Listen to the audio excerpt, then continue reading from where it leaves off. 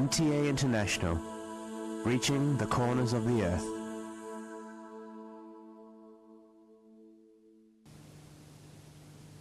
اب حضرت مرزا طاہر احمد صاحب خلیفۃ المسیح الرابع امام جماعت احمدیہ ایدہ اللہ تعالی بنص لذیذ کا خطبہ جمعہ ہوگا۔ حبیبنا صلی علی محمد صلی علی حبیبنا صلی علی محمد صلی علی رسولنا صلی علی محمد صلی علی رسولنا صلی علی محمد صلی علی محمد صلی علی محمد صلی علی محمد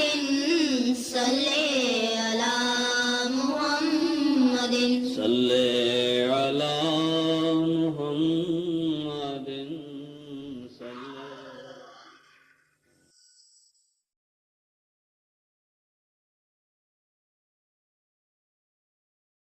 السلام علیکم ورحمۃ اللہ۔ اذان دے دیں۔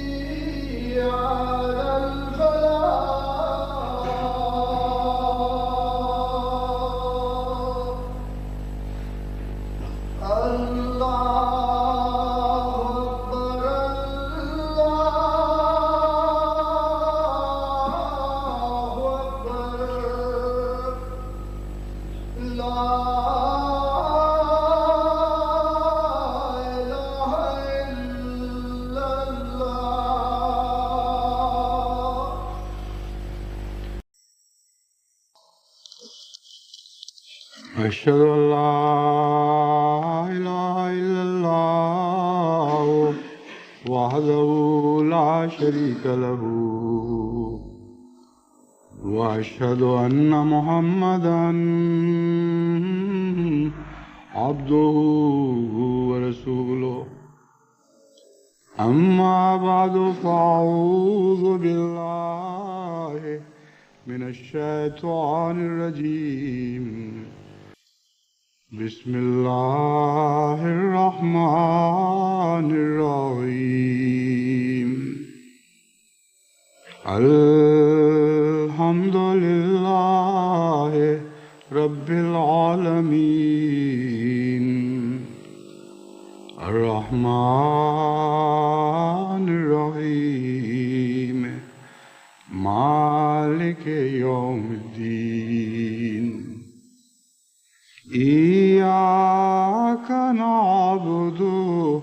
و ایاک نستعین اهدنا الصراط المستقیم صراط الذین انعمت علیہم غیر المغضوب علیہم ولا الضالین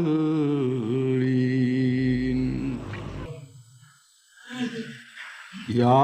ایھا الذین آمنوا ان کثیرا من الاحبار والرہبان لیأکلون اموال الناس بالباطل ویصدون عن سبیل اللہ والذین یکنزون الذهب والفضة ولا ينفقونها فی سبیل اللہ فبشرهم بعذاب علیم یوم یحمى علیہا فی نار جہنم فتکوی بہا جباہہم وجنوبہم وظہورہم ھذا ما کنزتم لانفسکم فذوقوا ما کنتم تکنزون۔ التوبہ آیات 34 و 35۔ یہ دو آیات جو میں نے آپ کے سامنے تلاوت کی ہیں، ان کا ترجمہ یہ ہے کہ اے لوگو جو ایمان لائے ہو، یقیناً بہت سے احبار اور رہبان یعنی پیر اور فقیر ایسے ہیں لیاکلون اموال الناس بالباطل، کہ وہ لوگوں کا مال باطل کے ذریعے کھاتے ہیں، وَيَصُدُّونَ عَن سَبِيلِ اللَّهِ، اور مذہبی رہنما ہونے کے باوجود خدا تعالیٰ کی راہوں سے روکتے ہیں، خدا تعالیٰ کی طرف آنے سے لوگوں کو روکتے ہیں۔ وَالَّذِينَ يَكْنِزُونَ الذَّهَبَ وَالْفِضَّةَ، اسی طرح وہ لوگ جو سونا اور چاندی جمع کرتے ہیں، وَلَا يُنْفِقُونَهَا فِي سَبِيلِ اللَّهِ، اور اسے خدا کی راہ میں خرچ نہیں کرتے۔ فَبَشِّرْهُمْ بِعَذَابٍ أَلِيمٍ، ان کو ایک دردناک عذاب کی خبر دے۔ یوم یحمى علیہا فی نار جہنم، جس دن ان لوگوں پر جہنم کی آگ بھڑکائی جائے گی، فَتُكْوَى بِهَا جِبَاهُهُمْ، اور ان کی پیشانیوں کو داغا جائے گا، اور ان کے پہلوؤں کو داغا جائے گا، اور ان کی پیٹھوں کو داغا جائے گا، اس چیز سے جو وہ جمع کرتے رہے اور خدا کی راہ میں خرچ کرنے کی توفیق نہ پائی۔ ھذا ما کنزتم، یہ وہ کچھ ہے جو تم نے جمع کیا تھا، لانفسکم، اپنی جانوں کے لیے، فذوقوا ما کنتم تکنزون، پس اب اس جمع شدہ کو چکھ کے دیکھو، اس کا مزہ چکھو کہ وہ کیا چیز تھی۔ ان آیات میں وہ مضمون بیان کیا گیا ہے جو ان مذہبی قوموں پر صادق آتا ہے جو زمانہ نبوی سے دور جا چکی ہوں اور انحطاط پذیر ہو چکی ہوں۔ یہاں لفظ احبار اور رہبان کا ترجمہ میں نے پیر فقیر کیا ہے، لیکن یہ دونوں الفاظ مزید وضاحت کے محتاج ہیں۔ احبار حبر سے نکلا ہے یا حبر سے، اس کا مطلب یہ ہے رونق اور خوبصورتی، اور وہ لوگ جو صاحب رونق اور صاحب جمال ہوں ان کو احبار کہا جاتا ہے۔ قرآن کریم نے ان الفاظ کو اچھے معنوں میں بھی استعمال فرمایا ہے اور برے معنوں میں بھی۔ ایسے نیک لوگ جن کی نیکی اور تقوی کی وجہ سے ان میں اللہ تعالیٰ کی طرف سے ایک حسن اور جمال پیدا ہو چکا ہو اور ان کے چہروں پر رونق آ گئی ہو جو خدا تعالیٰ کی محبت کے نور سے عطا ہوتی ہے، ایسے لوگ احبار کہلانے کے مستحق ہوتے ہیں۔ چنانچہ ان اچھے معنوں میں بھی قرآن کریم نے اس لفظ کو استعمال فرمایا ہے۔ برے معنوں میں یہ لفظ ظاہری حسن و جمال سے تعلق رکھتا ہے، یعنی ایسے لوگ جو لوگوں کو اپنی طرف کھینچنے کے لیے جبہ و دستار پہنتے ہیں اور خوب سج دھج کر باہر نکلتے ہیں، کندھوں پر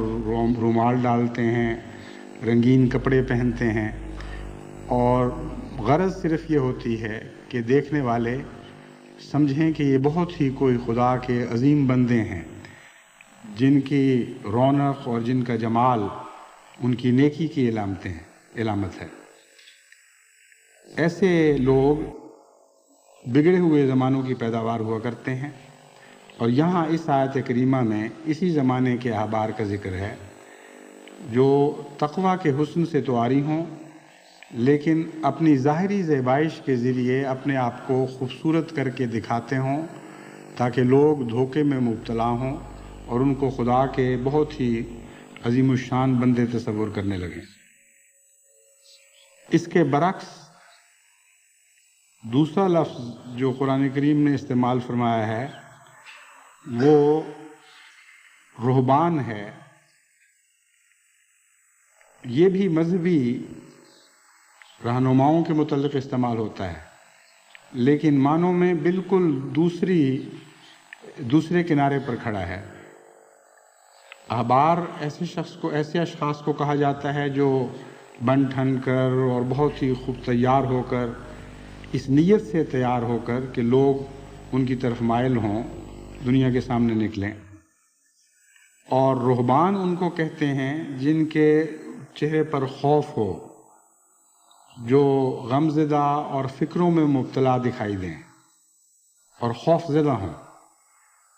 اس وجہ سے فقیروں کے لیے جو خدا کی راہ کے فقیر بن جاتے ہیں ان کے لیے اچھے معنوں میں رہبان کا لفظ استعمال ہوا ہے، اور قرآن کریم نے اور بھی کئی جگہ اسی مادے کو مختلف رنگ میں استعمال فرمایا، جس کا مطلب یہ ہے کہ خدا کی خاطر، خدا کے خوف سے غربت اختیار کرنے والے لوگ، دنیا کو تج دینے والے لوگ، وہ جو اپنے اوپر غربت کا لباس اپنے آپ کو غربت کا لباس پہنا لیں، ایسی غربت جو خوف کے نتیجے میں پیدا ہوتی ہے، اور خدا کے خوف کی خاطر وہ دنیا سے الگ ہو جائیں۔ بس یہ بھی بہت ہی اچھا مضمون ہے، لیکن اگر اس کے برعکس بظاہر فقیر نظر آنے والے لوگ خدا کے خوف کی وجہ سے فقیر نہ بنے ہوں بلکہ لوگوں میں اپنی عزت کروانے کے لیے فقیر بنے ہوں، ان کے انکسار میں بھی ایک تکبر پایا جاتا ہو اور ان کی غربت میں ایک دھوکہ ہو، یعنی غربت اس لیے، گندے کپڑے اس لیے، پراگندہ حال اس لیے کہ لوگ سمجھیں کہ یہ خدا کی خاطر اتنا پہنچا ہوا انسان ہے کہ اس کا حق ہے کہ ہم اس کو تحفے تحائف دیں، اور پھر اس فقیری کے نتیجے میں وہ لوگوں کو دھوکے بھی دیتے ہوں اور باطل کے ذریعے مال کھانے والے لوگ ہوں۔ ایسے فقیر بھی آج دنیا میں عام ہیں اور ایسے احبار بھی آج دنیا میں عام ہیں۔ ان دونوں گروہوں کا ذکر کرنے کے بعد اللہ تعالیٰ فرماتا ہے ان کے علاوہ بھی ایسے لوگ ہیں الذین یکنزون الذہب والفضہ کہ وہ ویسے ہی مالدار ہوتے ہیں اور ہر طرح جس طرح بھی ان کا بس چلے وہ روپیہ اکٹھا کرتے رہتے ہیں، چاندی اور سونے کی مقداریں بڑھاتے ہیں، لیکن خدا کی راہ میں خرچ کرنے کی توفیق نہیں پاتے۔ بس یہ دونوں گروہ ایسے ہیں جو خدا کی راہ میں خرچ کرنے کی بجائے مال و دولت اکٹھی کرنے والے ہیں، اور پہلا گروہ زیادہ بدبخت ہے کیونکہ وہ خدا کے نام پر اور خدا کی محبت کے دکھاوے کے نتیجے میں پیسے اکٹھے کرتا ہے اور پھر خدا کی راہ میں خرچ کرنے کی توفیق نہیں پاتا۔ ایسے لوگ آج کے زمانے میں بہت کثرت سے ملتے ہیں۔ آپ نے بارہا ایسے لوگوں کو دیکھا بھی ہوگا، ان کی تصویریں بھی اخباروں میں چھپتی ہوئی دیکھی ہوں گی، جو آج بعض مذہبی قوموں کے احبار بنے ہوئے ہیں۔ اور اسی طرح ان فقیروں کے واقعات بھی آپ پڑھتے ہوں گے جو فقیر بن کے دنیا کو لوٹنے کے لیے نکلتے ہیں اور سارا دجل ہی دجل ہوتا ہے۔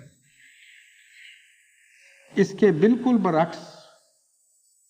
ان لوگوں کا حال ہوتا ہے جو زمانہ نبی کے قریب ہوں، خاص سالوں کے لحاظ سے قریب ہوں یا معنوی لحاظ سے قریب ہوں، خواہ اولین میں شمار ہوتے ہوں یا ان آخرین میں جن کے متعلق قرآن کریم نے یہ خوشخبری دی تھی کہ لما یلحقوا بہم، ابھی تک ان اولین سے نہیں ملے لیکن مل جائیں گے۔ قرب خواہ زمانی ہو خواہ روحانی اور معنوی، اس زمانے میں اس نظارے کے بالکل برعکس نظارہ دکھائی دیتا ہے جو قرآن کریم نے ان آیات میں کھینچا ہے۔ اس زمانے میں وہ لوگ جو خدا کا صحیح تقوی اختیار کرتے ہیں، ان کے چہروں پر جو نور اور رونق آتی ہے وہ اللہ کے تقوی کی وجہ سے آتی ہے، اور وہ کبھی اس نیت سے بن سج کر نہیں نکلتے کہ لوگوں کو دھوکہ دیں اور اپنی عظمت کے اظہار کے لیے اچھے کپڑے پہنیں۔ ان لوگوں کا اوڑھنا بچھونا پہننا جو کچھ بھی ہے اس کا ریاکاری سے کوئی تعلق نہیں ہوا کرتا، نہ ان کا اچھا حال ریاکاری کے لیے استعمال ہوتا ہے، نہ ان کا برا حال ریاکاری کے لیے استعمال ہوتا ہے، نہ ان کے امیر ریاکار ہوتے ہیں نہ ان کے غریب ریاکار ہوتے ہیں۔ پس مذہبی دنیا میں بھی وہ صاحب حیثیت ہوں تب بھی وہ ریاکاری کی خاطر کوئی بھیس نہیں اوڑھتے، کوئی لباس نہیں اوڑھتے، کوئی دکھاوے نہیں کرتے، اور دھوکہ دینے کی خاطر مصنوعی زینتیں اختیار نہیں کرتے۔ اسی طرح غریب بن کر لوگوں کو اس لیے نہیں دکھاتے کہ لوگ سمجھیں کہ یہ بہت ہی کوئی پہنچا ہوا درویش ہے اور دیکھو اس کا حال کیسا ہے، کپڑے گندے، برا حال، یقیناً کوئی بہت ہی خدا رسیدہ انسان ہوگا۔ جب ایسے لوگ پیدا ہونے شروع ہو جاتے ہیں تو قوموں کے مذاق بگڑ جاتے ہیں اور قوموں کو نیکی اور بدی کی پہچان نہیں رہتی۔ ایسی قومیں آپ دیکھیں گے کہ ہمیشہ دو طرف دوڑ رہی ہوتی ہیں، یا تو ایسے احبار کی طرف جن کے دکھاوا سب سے زیادہ ہو، جن کا پروپیگنڈا سب سے زیادہ ہو، جو دیکھنے میں بڑے بڑے جبہ و دستار پہنے ہوئے اور بہت ہی پر روب اور پر ہیبت دکھائی دینے والے لوگ ہوں، اور یا پھر فقیروں کی طرف بھاگتے ہیں، اور جتنا گندا کوئی انسان نظر آئے، جتنے برے حال میں کوئی دکھائی دے، اتنے اس کو خدا رسیدہ سمجھتے ہیں، حالانکہ خدا رسیدہ ہونے کا گندگی سے کوئی بھی تعلق نہیں ہے۔ خدا رسیدہ انسان کی تو ایک اور پہچان ہے، لیکن اس لحاظ سے ایک پہچان یہ بھی ہے کہ وہ غریب بھی ہو تو صاف ستھرا ہوتا ہے۔ لیکن ہم نے ایسی بگڑی ہوئی قوموں کو دیکھا ہے کہ بعض بڑے بڑے امیر لوگ ایسے لوگوں سے متاثر ہوتے ہیں جو نہایت ہی گندے ہوں، غلیظ ہوں، جو مہینوں نہاتے نہیں، بد حال، منہ سے جھاگیں نکلتی، اور اتنا ہی ان کو بڑا اور ولی اللہ سمجھ رہے ہوتے ہیں اور اتنا ہی جھک کر ان کو سلام کر رہے ہوتے ہیں۔ اس کے بالکل برعکس وہ نظارے ہیں جو سچائی کے قرب سے دکھائی دیتے ہیں۔ جب سچائی قریب ہو اس وقت جو وہ مناظر پیدا کرتی ہے وہ مناظر اس منظر سے بالکل مختلف ہوتے ہیں۔ حضرت اقدس محمد مصطفیٰ صلی اللہ علیہ وآلہ وسلم کے زمانے میں ان کے احبار بھی اور رہبان بھی، وہ صحابہ کرام جو بہت ہی صاحب حیثیت تھے وہ بھی، اور وہ اصحاب الصفہ جو ایسے غریب تھے کہ ان کے پاس کچھ بھی نہیں تھا اور وہ مسجد کے تھڑوں پر بیٹھ کے اپنے گزارے کیا کرتے تھے، ان کا خدا کی راہ میں خرچ کرنے میں ایک ہی حال تھا۔ ان کے امیر اور غریب میں اس لحاظ سے کوئی فرق نہیں دکھائی دیتا تھا، ان کے صاحب وجاہت بزرگوں میں اور مسکین طبع بزرگوں میں بھی اس لحاظ سے کوئی فرق دکھائی نہیں دیتا تھا۔ جو کچھ خدا ان کو عطا کرتا تھا اس سے وہ خدا کی راہ میں خرچ کرتے تھے۔ یہاں جو دوسرا منظر کھینچا گیا ہے غیر دینی صاحب حیثیت لوگوں کا، اس میں غرباء کا ذکر نہیں ہے، اس میں ایک حکمت ہے۔ غرباء اگر خدا کی راہ میں کچھ پیش نہ کر سکیں تو ان پر حرف نہیں ہے، وہ خدا کے نزدیک ملزم نہیں ہے، اس لیے آخری زمانے کے غرباء اگر خرچ نہ کرتے ہوں تو صاحب زیر الزام نہیں آتے۔ اس لیے قرآن کریم نے وہاں غرباء کا ذکر چھوڑ دیا ہے اور صرف امیروں کا ذکر فرمایا ہے، لیکن پہلے زمانے کے امیروں کا جہاں بھی ذکر فرمایا وہاں ان کے غریبوں کا بھی ذکر فرمایا۔ چنانچہ قرآن کریم میں حضرت اقدس محمد مصطفیٰ صلی اللہ علیہ وآلہ وسلم کے غلاموں کے ذکر میں آپ کو کبھی صرف امیروں کا ذکر نہیں ملے گا، ہمیشہ ساتھ غریبوں کا بھی ذکر ملے گا۔ ان کے امیر بھی خدا کی راہ میں خرچ کر رہے ہوتے ہیں اور ان کے غریب بھی خدا کی راہ میں خرچ کر رہے ہوتے ہیں، اور ایسے مقابلے میں بسا اوقات ایسا بھی ہوتا ہے کہ غریب امیروں پر بازی لے جاتے ہیں کیونکہ نسبت کے لحاظ سے وہ زیادہ خرچ کرتے ہیں۔ چنانچہ اس فرق کو ظاہر کرنے کے لیے اور مومن کو اس روح کی طرف متوجہ کرنے کی خاطر اللہ تعالیٰ فرماتا ہے یسألونک ماذا ينفقون قل العفو۔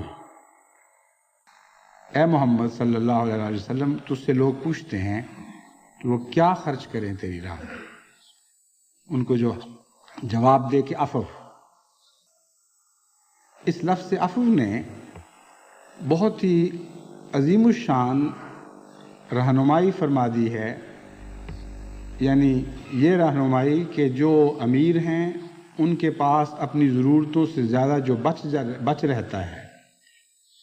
اس میں سے خرچ کریں، اور وہ غریب جن کے پاس عفو نہیں ہے وہ خدا کے نزدیک زیر الزام نہیں آئیں گے اگر ان کے وہ کچھ پیش نہ کر سکیں۔ لیکن اس کے باوجود یہ بھی فرمایا کہ سرا اور ضراء میں، تنگی اور ترشی میں، تنگ حالوں میں، ایسے وقتوں میں بھی جب کہ وہ بھوکے ہوں اور بھوک کا خوف ان پر غالب آ چکا ہو، ایسے وقت میں بھی نبوت کے زمانے کے غرباء خرچ کر رہے ہوتے ہیں اور اپنے اہل و عیال کے اوپر تنگی ڈال کے بھی، اپنے پیٹ کاٹ کے بھی وہ خدا کی راہ میں خرچ کرتے ہیں۔ بس اس پہلو سے غرباء کو ان امراء پر ایک فضیلت عطا ہو جاتی ہے۔ امراء عفو میں سے خرچ کرتے ہیں اور غرباء عفو نہ ہونے کے باوجود خرچ کر رہے ہوتے ہیں۔ یہ مضمون آج جماعت احمدیہ پر 100% اطلاق پا رہا ہے اور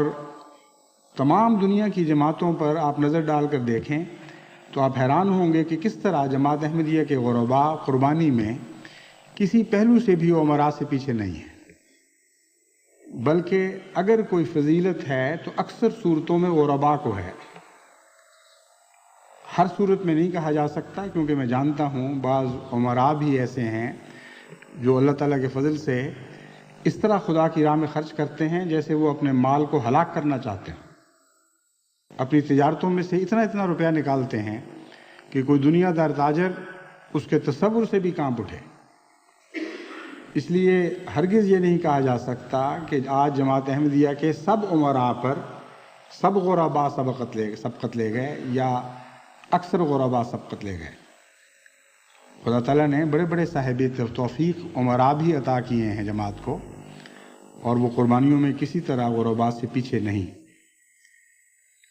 दूसरे ये कि एक और नफ्सियाती पहलू है जिसको हमेशा हमें मद्देनज़र रखना चाहिए। गरीब के लिए कुर्बानी निस्बतन एक पहलू से निस्बतन मुश्किल है और एक पहलू से निस्बतन आसान है, क्योंकि रुपया जब थोड़ा हो तो सिर्फ निस्बत के लिहाज से वो नहीं देखा जाता, बल्कि उसकी थोड़ी कमियत उसकी हैसियत को उस रुपए वाले की नज़र में गिरा देती है। और रुपया जब ज़्यादा हो तो तनासुब से नहीं दिखाई दिया करता, बल्कि उसका ज़्यादा होना अपनी ज़ात में उस रुपए वाले के दिल में उसकी बहुत ज़्यादा अहमियत पैदा कर देती है। इसलिए उमरा जब बड़ी रकमें खर्च करते हैं तो हरगिज़ बईद नहीं कि उनको गुरबा की निस्बत ज़्यादा तकलीफ़ हो रही होती हो, क्योंकि गुरबा के दिल से उस रुपए की अहमियत ही नहीं, यानी उस रुपए की मोहब्बत ख़त्म हो चुकी होती है जो बहुत कलील हो। उनको भी मालूम होता है कि कलील है, बस जब वो देते हैं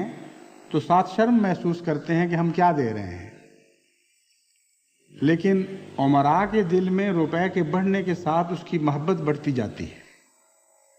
और ये एक तभी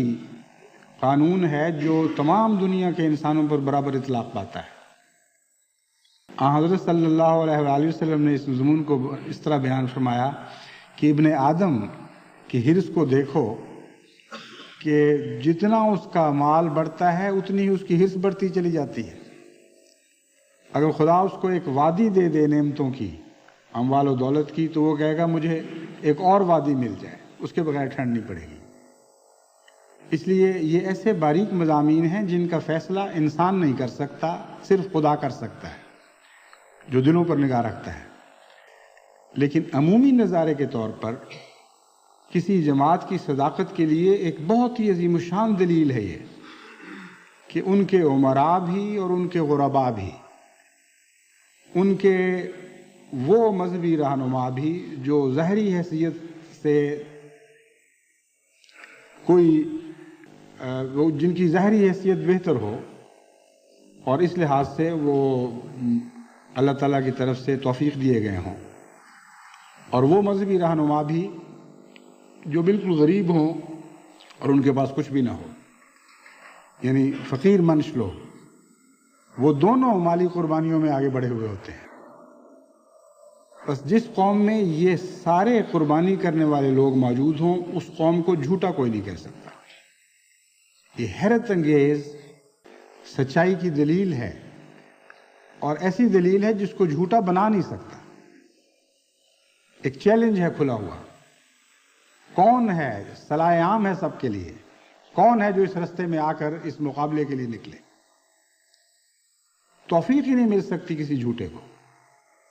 या यूं कहना चाहिए कि किसी झूठी कौम को ये तौफीक ही नहीं मिल सकती कि ये मंजर पेश करके दिखाए। उनके यहाँ जो मंजर दिखाई देता है उसका बयान इसी आयत में है कि या अय्युहल्लज़ीना आमनू इन्ना कसीरम मिनल अहबार वर रुहबान लयाकुलूना अमवालन नास बिल बातिल। खूब वो झूठ और फरेब के जरिए लोगों के पैसे खा रहे होते हैं। इतनी माली बददियानती बढ़ जाती है उन कौमों में कि उनके लिए खुदा की राह में खर्च करने का सवाल ही बाकी नहीं रहता। याद रखें, जो धोखे और फरेब से खाने वाले लोग हैं वो सच्चाई की राहों पे खर्च नहीं कर सकते। वल्लज़ीना यकनिज़ून ज़हब वल फिद्दता, उनके मुकाबले रुपए जमा करने के मुकाबले होते हैं और खुदा की राह में खर्च करने के मुकाबले नहीं हुआ करते। बस ये वो ऐसी तफरीक है जो इंसान के बनाए बन नहीं सकती। बिल्कुल नामुमकिन है कि बहैसियत कौम जो झूठी हो वो इस मंजर की बजाय जो कुरान करीम ने पेश किया है इसके मुकाबले का खूबसूरत मंजर दिखा सके। और वो लोग जो कुर्ब नबूवत के मनाजिर पेश करते हैं उनको कोई दुनिया में झूठा नहीं कह सकते। आज अल्लाह ताला के फजल से जमात अहमदिया तमाम दुनिया में यक्का व तन्हा जमात है जिसकी कोई नज़ीर नहीं है, कोई और मिसाल नहीं है। کہ اس پہلو سے بحیثیت جماعت ایک عظیم الشان مالی قربانی کا نمونہ پیش کر رہی ہو۔ بعض دفعہ جماعت میں مالی قربانی کے لیے غیر معمولی جوش پیدا ہوتا ہے، بعض دفعہ کبھی کبھی کسی جگہ کچھ غفلت بھی پیدا ہو جاتی ہے، لیکن ایمان کی کمزوری کی وجہ سے نہیں، بلکہ یہ ایک طبی چیز ہے۔ حضرت صلی اللہ علیہ وآلہ وسلم کے زمانے میں بھی جب دینی ضروریات غیر معمولی طور پر بڑھتی تھیں تو حضرت صلی اللہ علیہ وآلہ وسلم غیر معمولی رنگ میں تحریک اور تحریض فرمایا کرتے تھے، اور اس کے نتیجے میں جو دلوں میں ایمان کی دولت موجود تھی وہ ظاہری دولت کو خدا کی راہ میں خرچ کرنے پر مجبور کر دیا کرتی تھی۔ یہی کیفیت حضرت مسیح موعود علیہ الصلوۃ والسلام کے زمانے میں تھی، یہی کیفیت بعد میں تمام خلفاء کے زمانے میں پائی گئی، لیکن خواہ وقتی طور پر کچھ کمزوری بھی دکھائی گئی ہو، یہ میرا تجربہ ہے اور جماعت کی تاریخ اس پر گواہ ہے کہ جب بھی جماعت کو ہلایا گیا ہے اور بیدار کیا گیا ہے تو جس طرح بعض دفعہ پکے ہوئے پھلوں سے لدے ہوئے درخت کو ہلانے سے کثرت سے پھل گرنے شروع ہو جاتے ہیں، اسی طرح جماعت احمدیہ مالی قربانی میں ایسا ہی نمونہ پیش کرتی ہے، بلکہ اس سے بڑھ کر خوبصورت نمونے دکھاتی ہے۔ بچپن میں جب ہم باغوں میں پھرا کرتے تھے یا جنگلوں میں جاتے تھے، بیریوں کے نیچے کھڑے ہو کر اچھے اچھے بیروں کو دیکھتے تھے تو کئی دفعہ یہی طریقے اختیار کیا کرتے تھے، جب پکے ہوئے بیر ہوں تو روڑے مارنے کی بجائے 2-3 لڑکے مل کر درخت کو ہلاتے تھے، اور اگر وہ ہل جائے تھوڑا سا، اس میں وہ پیدا ہو جائے ایک قسم کا چھوٹا سا زلزلہ سا آ جائے تو اس سے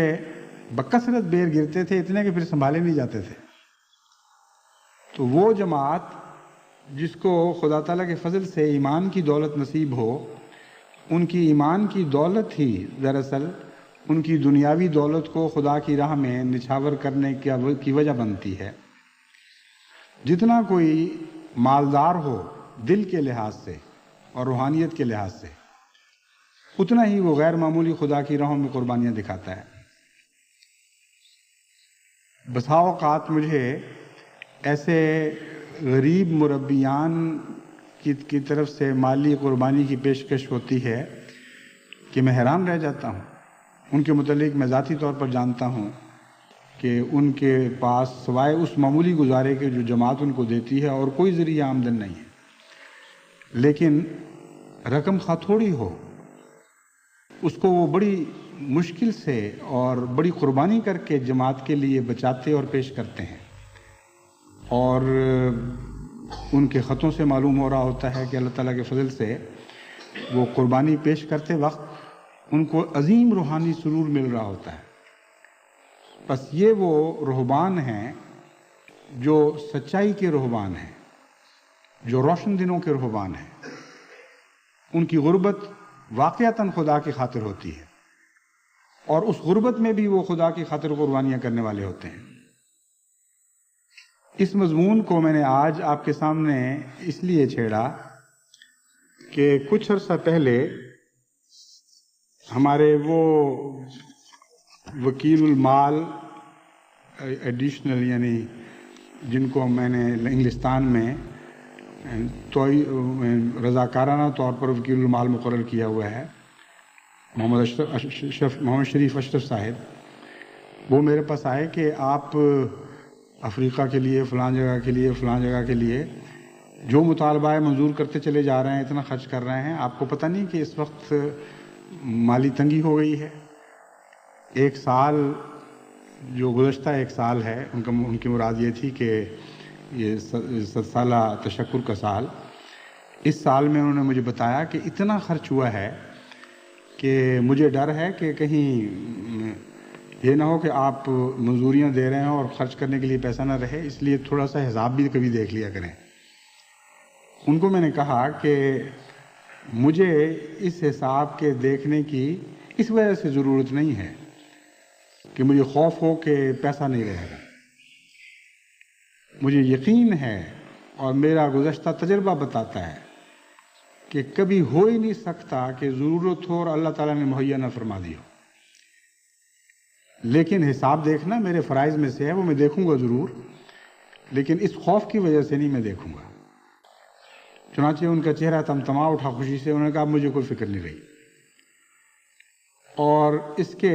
چند دن بعد ہی ایک صاحب کو اللہ تعالیٰ نے، ایک احمدی تاجر کو خدا تعالیٰ نے غیر معمولی منافع عطا فرمایا. تو اس نے تقریباً 50,000 پاؤنڈ کا ہدیہ خدا کے لیے بھجوایا، اور انہوں نے کہا کہ اس سے اب آج کل ضرورتیں بڑھ رہی ہیں، جہاں چاہیں خرچ کریں. تو اللہ تعالیٰ بھی پھر ایسی جماعت سے ایسے ہی سلوک فرماتا ہے. اس کی جماعتی، خدا تعالیٰ ایسی جماعت کی جماعتی ضروریات کو کبھی بھی افلاس کا منہ نہیں دکھاتا کہ غربت کی وجہ سے وہ ضروریات پوری نہ ہو رہی ہوں. بس وقتی طور پر اگر کبھی غفلت بھی ہو جائے یا آمد میں کمی بھی آ جائے تو ڈرنے کی بات نہیں. معمولی سا ذکر، معمولی سی یاد دہانی اللہ تعالیٰ کے فضل سے غیر معمولی نتائج پیدا کر دیتی ہے. ابھی چند دن ہوئے ان صاحب نے، جن کا میں نے ذکر کیا ہے، شریف اشرف صاحب نے یہ ذکر کیا، تو غالباً انہی دنوں کی رویا دیکھی ہوگی. کینیڈا میں ایک صاحب نے جس کی اطلاع مجھے کل ملی، یعنی کل ان کا خط ملا ہے، جس میں وہ لکھتے ہیں کہ میں نے ایک عجیب رویا دیکھی ہے، میرے ذہن میں اور خیال میں بھی نہیں تھی، کہ آپ کچھ عرصے سے اپنی توجہ دوسرے کاموں میں خرچ کر رہے ہیں اور کہہ یہ رہے ہیں کہ جماعت مالی یاد دہانیوں وغیرہ کی باتیں خود کرے، یعنی نظام جماعت، اور چندوں کی تحریک کے سلسلے میں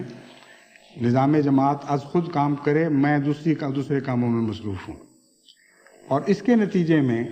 چندے میں کچھ کمی پیدا ہو جاتی ہے اور فکر پیدا ہو جاتی ہے کہ روپیہ کم ہو گیا، اب یہ کہاں سے آئے گا. چونکہ ان کی خواب کا مضمون بالکل ہمارے وکیل المال صاحب کی بات کے مضمون سے ملتا تھا، اس لیے مجھے خیال آیا کہ آج براہ راست یہ یاد دہانی کروا دوں. یہ بھی درست ہے کہ نظام جماعت کا کام ہے وہ مسلسل بیدار مغزی کے ساتھ تمام جماعت کی حیثیت پر نظر رکھتے ہوئے صاحب حیثیت لوگوں کو ان کی حیثیت کے مطابق، غرباء کو ان کی حیثیت کے مطابق مالی قربانی پر ابھارتا رہے. یہ نظام جماعت کا کام ہے. لیکن اس میں بھی شک نہیں کہ اگر خلیفہ وقت براہ راست یہ کام نہ کرے تو نظام جماعت کی اپنی کوشش اس طرح پھل نہیں لاتی جس طرح جب خلیفہ وقت کی آواز اس میں شامل ہو جائے. اس لیے لازماً خلفاء کو ہمیشہ اس کام میں نظام جماعت کی مدد کرتے رہنا ہوگا. اور جب بھی کچھ عرصے کے لیے دوسری مصروفیات کی وجہ سے خلیفہ وقت براہ راست تحریک نہ کر سکے تو ہمارا تجربہ ہے کہ مالی لحاظ سے قربانی کا معیار گرنا شروع ہو جاتا ہے. ایسے کئی ملک ہیں جن میں مالی قربانی جتنی ہونی چاہیے تھی اتنی نہیں تھی. جب ان کی طرف میں نے ذاتی توجہ دی، وہاں کی جماعت کو بھی متوجہ کیا، وہاں دوستوں کو خطوط لکھے، پیغامات بھجوائے، تو اتنی جلدی تبدیلیاں ہوئی ہیں کہ کل اگر 1 روپے آمد تھی تو آج 2 روپے ہو گئی، کل 1 لاکھ تھی تو آج 2 لاکھ ہو گئی. یعنی بجائے اس کے کہ فیصد کے لحاظ سے بڑے، دگنا تگنا چوگنا ہونا شروع ہو گیا. چنانچہ میں نے ایسے ممالک کا ایک دفعہ جائزہ لیا تو میں حیران رہ گیا کہ چند سال پہلے اگر وہ 1 روپیہ قربانی کر رہے تھے تو آج 4 یا 5 روپے کر رہے ہیں. یعنی وہ فیصد میں ماپنے کی بجائے ان کی قربانی کو اس کو کیا کہتے ہیں، فیکٹرز انگریزی میں کہا جاتا ہے، فیکٹرز میں ناپا جاتا ہے، یعنی کتنے گنا زیادہ بڑھ گیا. تو جماعت تو اللہ تعالیٰ کے فضل سے اس قدر اخلاص رکھتی ہے اور خدا تعالیٰ کی راہ میں قربانی کے لیے ہمیشہ ایسی مستعد رہتی ہے کہ اگر اس کو صحیح معنوں میں बर वक्त अपील हो तो कभी भी वो जमात अल्लाह ताला के फजल से खुदा की राह में कंजूसी नहीं दिखाती और कमज़ोरी नहीं दिखाती। इस वक्त बाज़ ममालिक, बाज़ तहरीकें मेरे पेश नज़र हैं जिनके मुतल्लिक मैं आपको याद दहानी कराना चाहता हूँ। पहले तो जिस तहरीक का नाम रखा गया था अफ्रीका और भारत फंड, वो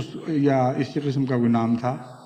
उसके मुतल्लिक मैं ये भी बताना चाहता हूँ कि पाकिस्तान से बाज़ दोस्तों ने मुझे तवज्जो दिलाई कि पाकिस्तान को आपने क्यों छोड़ दिया, वो मतलब समझे नहीं। अफ्रीका और भारत फंड इसलिए रखा गया था कि ये दो ऐसे ममालिक हैं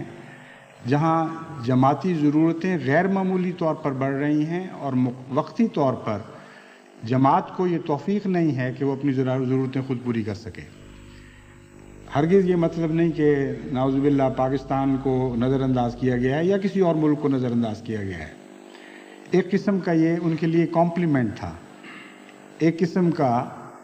उनके लिए ये तहसीन का इजहार था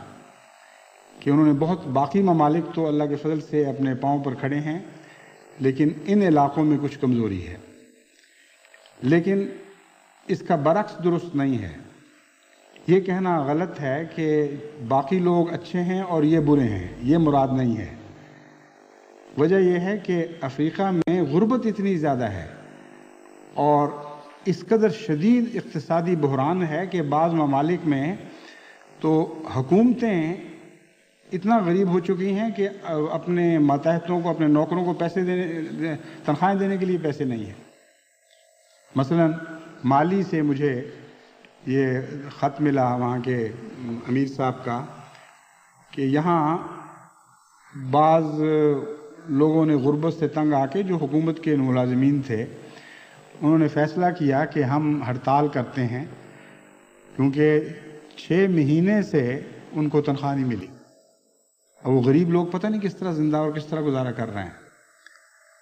तो जब इसकी इत्तला माली के प्रेसिडेंट साहब को पहुंची तो उन्होंने ऐलान किया कि मुझे भी हड़ताल में शामिल कर लो, मैंने भी 6 महीने से तनख्वाह नहीं ली। जिस बेचारे गरीब मुल्क का ये हाल हो, वहाँ ये तवक्को रखना कि वो अपनी ज़रूरियात खुद पूरी कर लेंगे, ये दुरुस्त नहीं है। आलमगीर जमात हैं हम, और वहदानियत का और मिली तौहीद का ये मतलब भी है कि बहैसियत जमात, बहैसियत एक आलमी जमात के, हम अपनी ज़रूरियात खुद पूरी करते रहेंगे और हमारी ज़रूरियात पूरी करने के लिए खुदा कफ़ील है।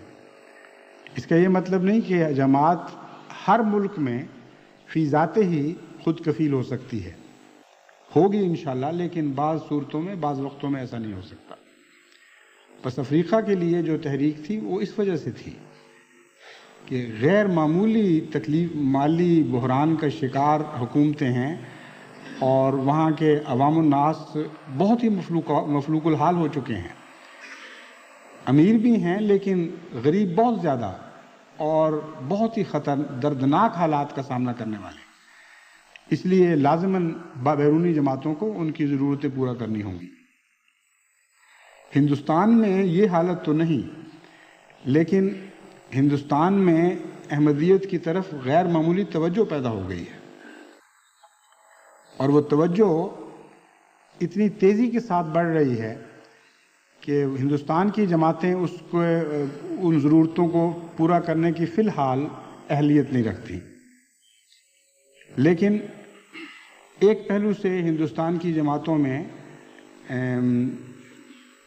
ये एहसास पैदा करने की भी ज़रूरत है कि मेरा तासुर ये है कि जितनी वो अहलियत रखती हैं उतना पेश नहीं कर रही। बाज़ इलाक़ों के मुतल्लिक जब मैंने खुसूसियत से तवज्जो दी तो उनका चंदा गैर मामूली तौर पर बढ़ा। फिर मैंने मुख्तलिफ़ पहलुओं से हिंदुस्तान की मुख्तलिफ़ जमातों का जायज़ा लिया तो मुझे मालूम हुआ कि अभी बहुत सी जमातों में गुंजाइश मौजूद है। बाज़ सूबों में जहाँ ज़्यादा निस्बतन गुर्बत है और मुलाज़म पेशा गरीब तबका या दरमियाने दर्जे का तबका मौजूद है, वहाँ अल्लाह ताला के फजल से माली कुर्बानी का मयार बहुत बुलंद है। मसलन उड़ीसा है, اڑیسہ ایک ایسا صوبہ ہے جہاں اکثریت جماعت کی سفید پوش ہے یا غریب ہے، اور آمد کے لحاظ سے سب سے زیادہ استقلال کے ساتھ قربانی کرنے والا وہ صوبہ ہے۔ اس کے علاوہ بعض جماعتوں کے نام لینے کی ضرورت نہیں، وہاں بڑے بڑے سیٹھ ہیں، بڑے بڑے صاحب حیثیت لوگ ہیں، اگر وہ دل کھول کر خدا کی راہ میں خرچ کریں تو ہندوستان کو کم سے کم ایک حد تک خود کفیل ہو جانا چاہیے۔ لیکن ہندوستان میں یہ رجحان بڑھ رہا ہے کہ بیرونی مدد زیادہ ہو، اور ہم اس لیے مجبور ہیں کہ وہاں خدا تعالیٰ کی طرف سے ایک رو چل پڑی ہے اور احمدیت کی طلب پیدا ہو گئی ہے۔ اس لیے ان کو اپنے پاؤں پر کھڑا کرنے کی کوشش تو میں کرتا رہتا ہوں، لیکن امر واقعہ یہ ہے کہ ضرورت بہرحال پوری ہونی ہے۔ اس غرض سے میں نے ہندوستان کو بھی ان ملکوں میں شامل کر لیا تھا جن کے لیے اس صدی کی پہلی خصوصی تحریک ہونی چاہیے۔ ویسے بھی میں نے اس سے پہلے ایک یہ وجہ بیان کی تھی کہ ہندوستان وہ خوش نصیب ملک ہے جہاں حضرت مسیح موعود علیہ السلام پیدا ہوئے۔ آج بھی ہمارا دائمی آخرین کا مرکز وہیں موجود ہے، اور سب دنیا کا محسن ہے اس لحاظ سے ہندوستان۔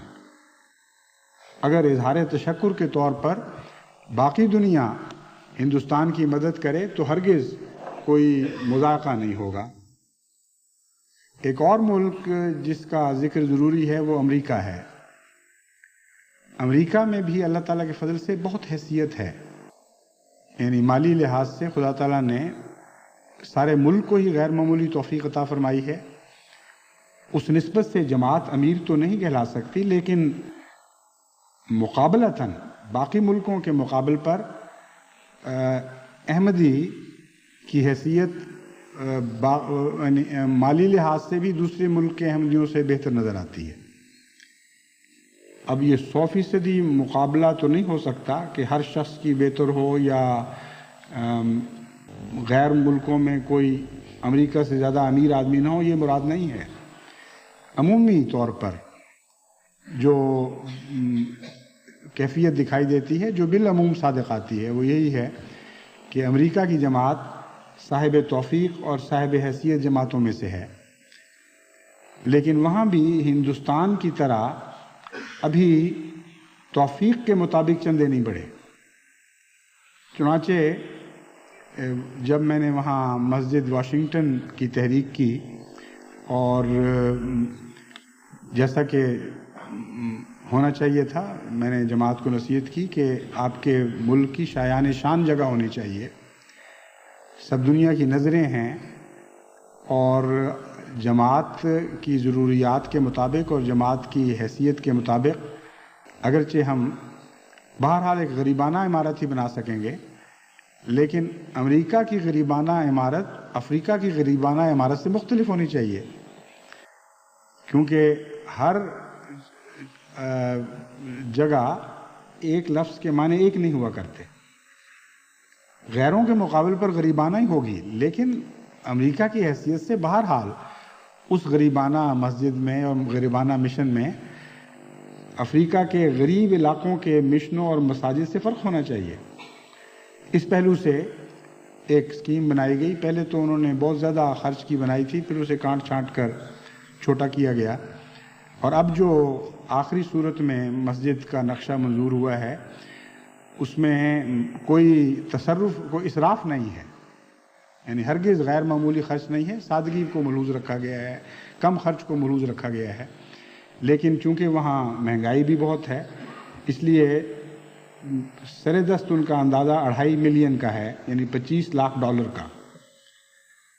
اس سلسلے میں گزشتہ 1 سال سے مجھے امریکہ کی جماعت کی طرف سے فکر انگیز خط مل رہے ہیں، اور امیر جماعت امریکہ اس بارے میں فکر مند ہیں کہ یہ روپیہ کیسے پورا ہوگا۔ جو عام تحریکات انہوں نے کی ہیں اس کے نتیجے میں جو وعدے موصول ہوئے ہیں اس سے معلوم ہوتا ہے کہ ابھی اس مد میں بہت ضرورت ہے، اس لیے وہ نئی ترکیبیں بھی سوچ رہے ہیں، اور مجلس عاملہ بار بار بیٹھتی ہے اور یہ کہتی ہے، بار بار نہیں تو کم سے کم 1-2 دفعہ ضرور اس مقصد کے لیے بیٹھی ہے کہ کیا کیا ترکیبیں استعمال کی جائیں. جہاں تک بینکوں سے سود پر روپے لینے کا تعلق ہے وہ میں نے منع کر دیا ہے، اور یہ فیصلہ میں نے آغاز ہی سے کیا تھا کہ ہرگز بینکوں سے سود لے کر ہم اپنی مساجد نہیں بنائیں گے. اس سے ایسی برکت پڑی اللہ تعالیٰ کے فضل سے کہ پہلا فیصلہ مجھے یاد ہے کینیڈا میں ہوا تھا. اس کے بعد سے مسلسل کینیڈا میں عظیم الشان مراکز قائم کیے گئے، بڑی بڑی زمینیں خریدی گئیں، مگر ایک دمڑی بھی کسی بینک سے سود پر نہیں لینی پڑی. امریکہ کو بھی میں نے یہی کہا کہ اس بات کو تو بھول ہی جائیں، یہ کوئی رستہ نہیں ہے. پھر اور کئی رستے تجویز ہوئے. جماعت میں قرض کی تحریک کا بھی سوال اٹھا، اور ایک مجھے یہ بھی مشورہ دیا گیا کہ یہ تحریک کی جائے کہ جو لوگ بھی کسی خاص حد تک قربانی کریں گے ان کے نام دعاؤں کے لیے مسجد پہ کندہ کیے جائیں گے. وہ بھی میں نے ان کو سمجھا کر یہ تجویز رد کر دی ہے، کیونکہ یہ وہ مصنوعی ذرائع ہیں جو ایک خطرناک بارڈر پر کھڑے ہیں. بارڈر کا ترجمہ ذہن میں نہیں آ رہا، اس لیے لفظ اٹک جاتا ہے بعض دفعہ. ایسی حد پر کھڑے ہیں جو معمولی سی لغزش میں انسان کو خود نمائی اور ریاکاری کے ملک میں دھکیل سکتی ہے. اس لیے یہ آخری شکل ہے. میں یہ نہیں کہتا کہ اس کے نتیجے میں فوراً جماعت میں ریاکاری پیدا ہو جائے گی، مگر اگر اس طریق کو استعمال کرنا شروع کیا جائے تو ہرگز بعید نہیں کہ کچھ کمزور اور ریاکار لوگ بھی شامل ہو جائیں، اور وہ لوگ جو بے ریا خدمت کرنے والے ہیں ان میں بھی رفتہ رفتہ ریاکاری کا کیڑا داخل ہونا شروع ہو جائے. اس لیے میں اس تجویز کو پسند نہیں کرتا. اگرچہ بعض صورتوں میں مثلا ہسپتال وغیرہ میں، بعض ہمارے وقف جدید کے دفتر میں بھی بعض نام کندہ ہیں، لیکن ایسا اگر ہو گیا ہے تو اس کو دستور نہیں بنانا چاہیے. دوسرے، بعض لوگوں نے پہلے زمانوں میں ایسی تحریکیں کی تھیں، اور خلیفۃ المسیح نے اس وقت ان کو منظور بھی کر لیا کہ ہم غریب اپنے ماں باپ کے نام پر کمرہ بنانا چاہتے ہیں، ان کے نام کی تختی لگ جائے، تو اجازت مل گئی. لیکن جیسا کہ میں نے بیان کیا ہے، استثنائی طور پر ایسا کبھی ہو جائے تو ہو جائے، اسے دستور بنانا نہایت خطرناک ہوگا، کیونکہ اس کے بغیر جو جماعت قربانی کے لیے تیار ہو اس کو ایسے مصنوعی ذرائع سے قربانی کی طرف مائل کرنا ان کو مصنوعی بنا دے گا. اس لیے اس تجویز کو تو میں نے رد کر دیا ہے. ایک دوست نے ابھی پیچھے کچھ عرصہ پہلے مجھے لکھا کہ میں اتنی رقم پیش کرنا چاہتا ہوں، لیکن شرط یہ ہے کہ میرے بزرگ مرحوم والدین کا نام اس پر، یا جس رشتہ دار کے لیے بھی انہوں نے کہا تھا ان کا نام ضرور کندہ ہو. میں نے کہا نام منظور، مجھے آپ کا ایک آنا بھی نہیں چاہیے. اللہ تعالیٰ اپنے فضل سے جماعت کی ضرورتیں پوری کرتا ہے، میں اس شرط پر میں نہیں کروں گا. انہوں نے معذرت کا خط لکھا، شرمندگی کا اظہار کیا کہ میں روپیہ دیتا ہوں، اس کو چاہے پھینک دیں، کوئی شرط نہیں ہے.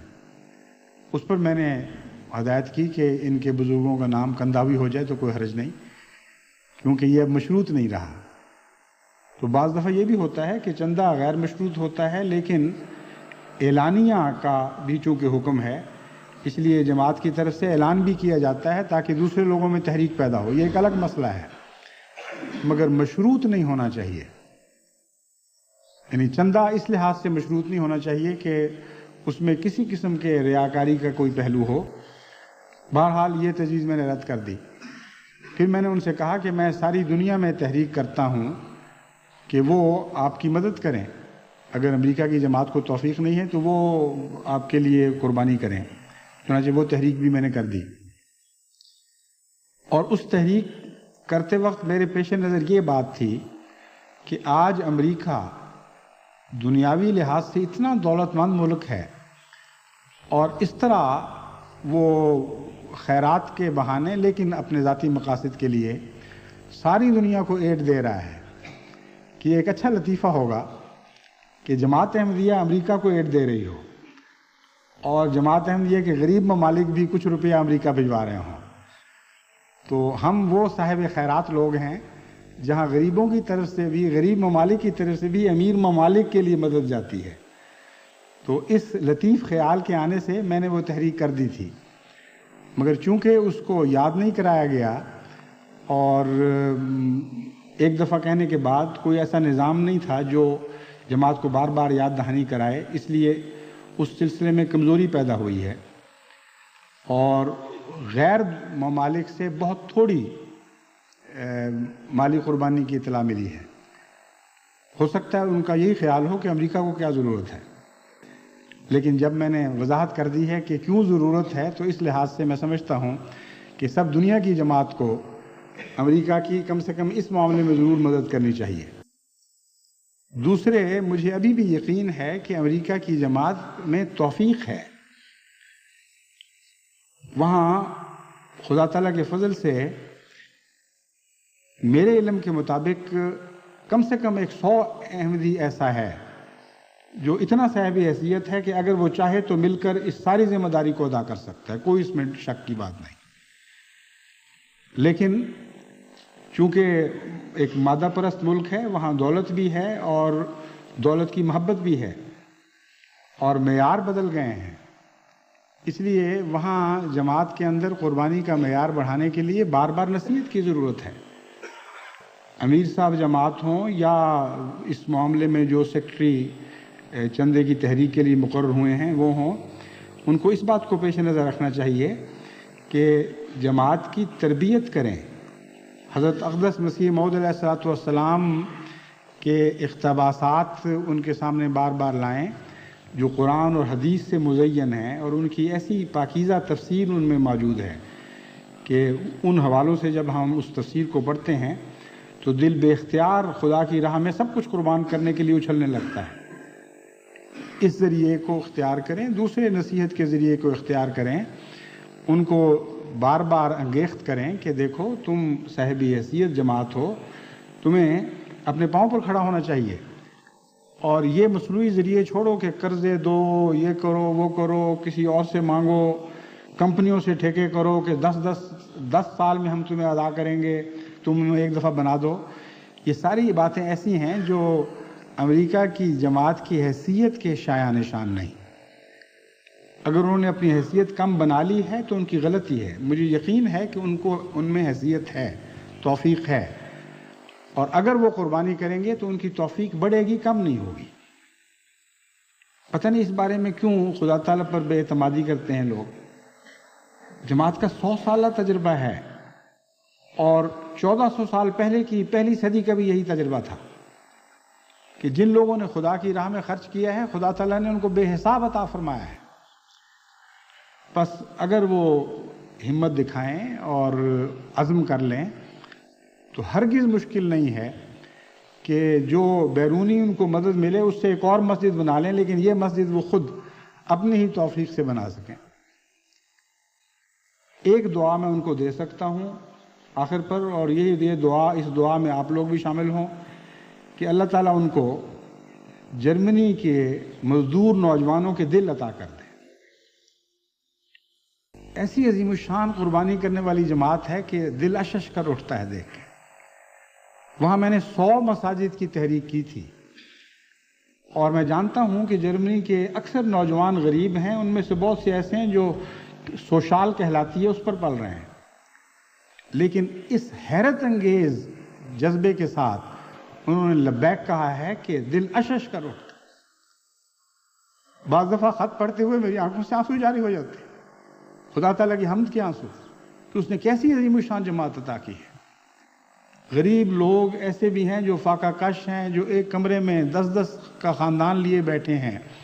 لیکن جب سے 100 مساجد کی تحریک کی ہے ان کو لگن لگ گئی ہے کہ کس طرح ہم خدا کی راہ میں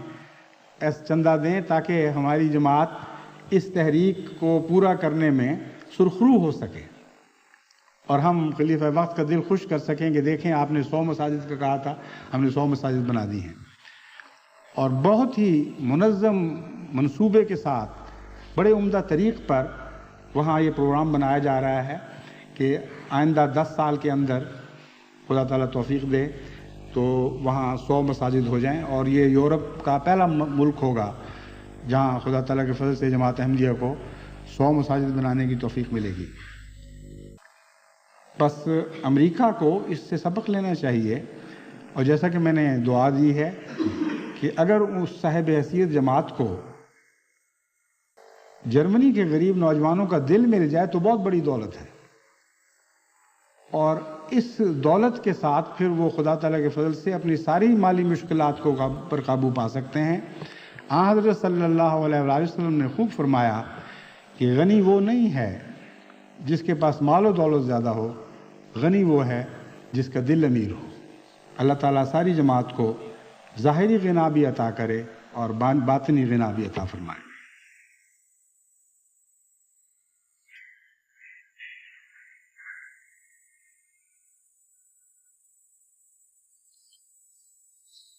الحمد للہ نحمده ونستعینه ونستغفره ونؤمن به